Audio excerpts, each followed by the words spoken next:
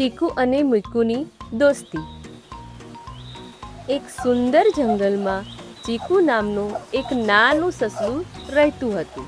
તે સફેદ અને રૂ જેવું નરમ હતું, પણ ક્યારેક થોડું જિદ્દી થઈ જતું। તેની સૌથી સારી દોસ્ત મીકુ નામની ખિસકોલી હતી। તે ખૂબ જ ચતુર અને મદદગાર હતી। એક દિવસ ચીકુને જમીનમાંથી એક મોટું અને મીઠું ગાજર મળ્યું। ગાજર જોઈને ચીકુ ખૂબ ખુશ થઈ ગયો। આટલું મોટું ગાજર! હું આ કોઈની સાથે વહેંચીશ નહીં। હું આખું ગાજર જ ખાઈ જઈશ। મીકુ: અરે ચીકુ, તને કેવું સરસ ગાજર મળ્યું છે। શું આપણે થોડુંક વહેંચી શકીએ? ચીકુ: ના, આ મારું ગાજર છે, હું એકલો જ ખાઈશ। મીકુ થોડી ઉદાસ થઈ અને શાંતિથી ઝાડ પર પાછી ચડી ગઈ। થોડી વાર પછી ચીકુને ઝાડની ઊંચી ડાળી પર એકદમ લાલ અને રસદાર જામફળ દેખાયું। ચીકુએ કૂદકા માર્યા, પણ તે પહોંચી શક્યો નહીં।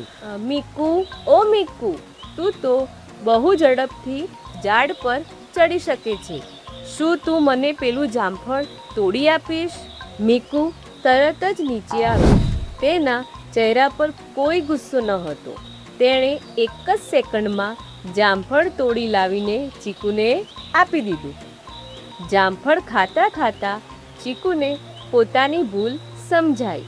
તેને યાદ આવ્યું કે તેણે મીકુને ગાજર નહોતું આપ્યું, છતાં પણ મીકુએ તેની મદદ કરી। મીકુ, લે આ અડધું ગાજર તારા માટે। દોસ્તો હંમેશા વસ્તુઓ વહેંચે છે। મીકુ ખુશ થઈ ગઈ। બંને દોસ્તોએ હસીને ગાજર અને જામફળ ખાધું।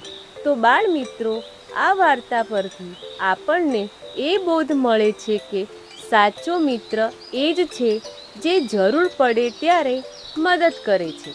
આપણી પાસે રહેલી વસ્તુઓ મિત્રો સાથે વહેંચવાથી આપણી ખુશી બમણી થઈ જાય છે। મજા આવી હોય તો લાઈક કરો અને સબસ્ક્રાઈબ કરો।